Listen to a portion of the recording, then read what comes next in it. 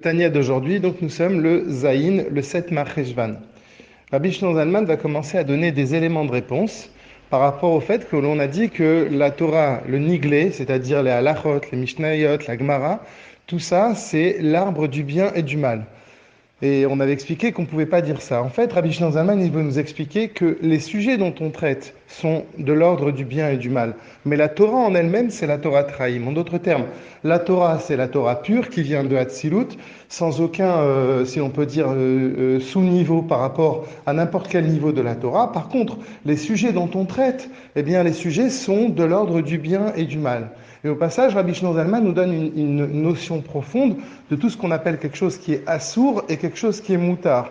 Assour, dans le langage, dans le sens étymologique, ça veut dire quelque chose qui est attaché, quelque chose qui ne peut pas se libérer, alors que moutar, c'est quelque chose qui est libéré. En d'autres termes, quand Akadosh Baruch Hu nous interdit, et nous on le traduit par le mot assour, il ne veut pas simplement nous interdire de manière comme ça, simplement pour dire voilà c'est interdit pour faire des règles, non, il veut nous dire pourquoi c'est interdit, la chose, pourquoi elle est interdite, parce que cette chose elle est assoura, elle est attachée à la klipa, elle est attachée au mal, et tout ce que tu pourrais faire pour l'en détacher, ça ne sera pas possible. Donc c'est pour ça que tu dois te préserver de cette chose-là. Ça, c'est le sens profond du mot assour. Alors que, au contraire, quand quelque chose est moutar, c'est quelque chose qui est libéré, quelque chose qui est détaché.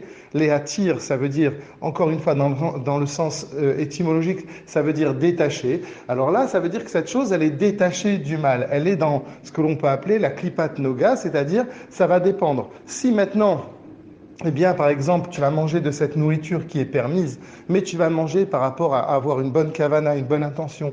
Ou même dit le Rabbi Shlomo Zalman, même si tu n'as pas d'intention, le fait même que tu as mangé et que tu vas arriver, grâce à ça, être en bonne santé et que tu vas arriver à vivre finalement, tout ça s'appelle un kiddush Hashem, tout ça s'appelle ramener Akadosh Baruch Hu dans le monde, eh bien, par rapport à ça, c'est moutar, c'est complètement libéré, c'est détaché du mal. Et alors ça, c'est pendant les jours de Chol. Par contre, pendant le Shabbat, eh bien, le Shabbat, quelque chose qui est permis, tu ne dois pas le faire de manière à vouloir le libérer parce qu'il est déjà libéré. On dit que Shabbat, toute la Klipat Noga, elle remonte d'elle-même. Alors comment ça se fait on a une mitzvah par exemple de manger? Alors la mitzvah c'est d'être joyeux, la mitzvah c'est de profiter de cet instant-là, mais pas l'idée d'élever la chose en elle-même, elle est élevée. Donc le ta'anoug qu'on va avoir le Shabbat, c'est simplement justement de profiter du moment, comme on voit toute l'idée de la différence qu'il y a entre célébrer et faire une avoda. Shabbat, c'est la célébration du fait qu'on est arrivé à un niveau, alors que la semaine, c'est avoda, on va travailler.